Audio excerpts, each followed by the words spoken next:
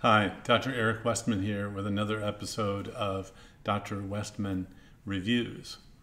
Today I'll talk about going to the coffee shop, or tea shop if you will. Being someone who drinks coffee personally, I keep track of different happenings at coffee shops, major chains, and I have to say that there's a lot of sugar and a lot of starches that can be consumed by the average person going to the coffee shop. So you have to be careful. You can just kind of guarantee there'll be sugar or milk or something that raises the carb content of coffee, whether it's hot or cold. And so you have to either have black coffee. Now, caffeine is fine if you're not sensitive to the caffeine. Black coffee, I think, is the perfect keto coffee because it is no carbs. So remember, in the method that I teach, you don't have to add oils and butter and all these different things to be a keto coffee. Keto is a metabolism. Keto is fat burning. And so if you like black coffee, that's a perfect keto thing to do. Or you might add in some sweetener. Any non-sugar sweetener is okay. It's better than having sugar, especially if you think of it as a transition to get you off sugar. So black coffee with a sweetener is keto coffee. Or you might add in a half and half or cream or just a little bit of milk. So if you go to a coffee shop, you're really not in charge how much milk someone's putting in if you're going through the drive-through. So what you want to do is ask for room for, have black coffee, room for cream, or however you say sweetener also, and then you go and put in your own amount of milk, half and half, or cream, whatever is available. It's interesting, there are a lot of people who worry about these small differences between half and half and cream in terms of carbs, and yet then they'll have a sweet potato, which is way more carbs than you really should have. So as long as you're not having much of the whitener of you're having a teaspoon or two, tablespoon would be, a lot. So it's not like, pouring a whole lot of milk or half and half or cream in your coffee. As long as you have a small amount, it really doesn't matter which dairy product you have. Even creamer that comes powdery may have 1 gram of carbohydrate. That's total carbs per serving, and so you want to count those as well. Remember, I don't teach adding oils and butter, and so you don't have to send away for fancy keto coffee or even dress up coffee. You don't have to add medium chain triglyceride, all these different things. That's something that came out relatively recently in the scheme of things, and you don't have to have these expensive alternatives. Black coffee with a non-sugar sweetener and a little bit of cream or half and half is perfect. Now, some coffee shops will have sugar-free sweeteners or flavorings, and those are okay, as long as you're not having 10 squirts of however it is. So you want to be sure you're in a reasonable use area here of other sweeteners and other kinds of whiteners or cream, half and half, or milk.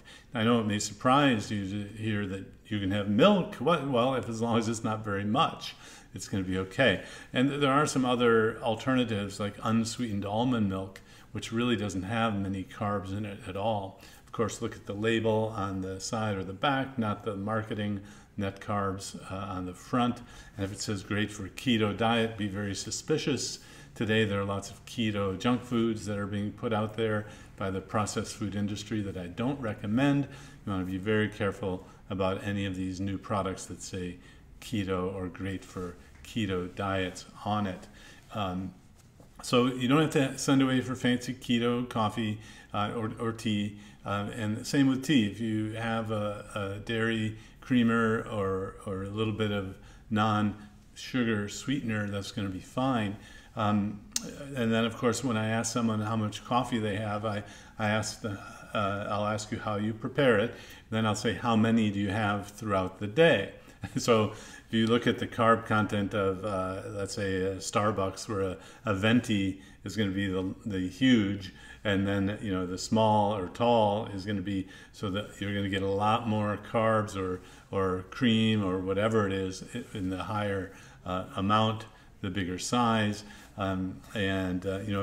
one person I remember was having the keto coffee with oils and butter, and I calculated out the calories that he was having, and it was a lot of calories. And then I said, how many times a day are you having it? It was 3 or 4 times a day, and this was why the person was unable to lose weight.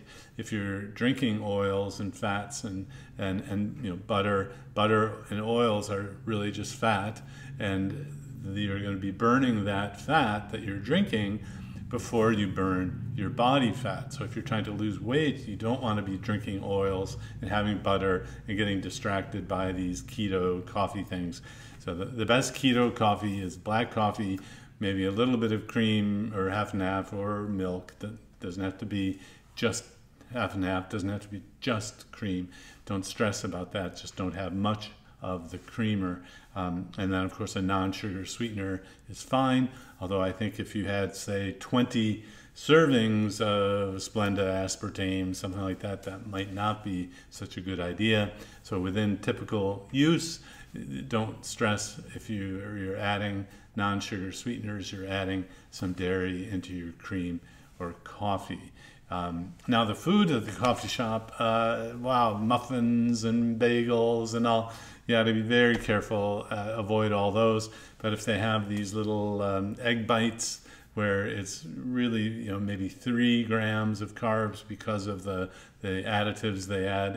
I don't know why they have to add carbs to it, but egg bites or these roll-ups there, sometimes you might find hard-boiled eggs. And then, I know things are changing, times have changed, because recently I was traveling out in California and there were pork rinds in the name brand coffee shop. I'd never seen that before, and to have pork rinds in California at the coffee shop that shows how far the acceptance of keto and low carb has come.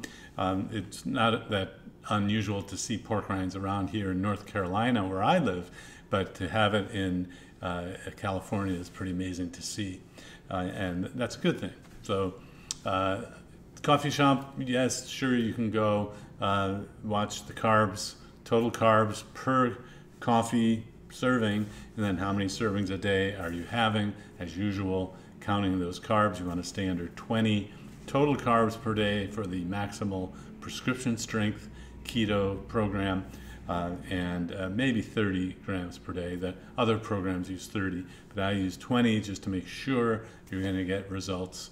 And that's the perspective I give. People want what I teach to work the first time, every time. So no worries, you can have coffee. Thank goodness. Be sure to like, subscribe, ring the bell, and look down below for my latest giveaway on how to do a keto diet.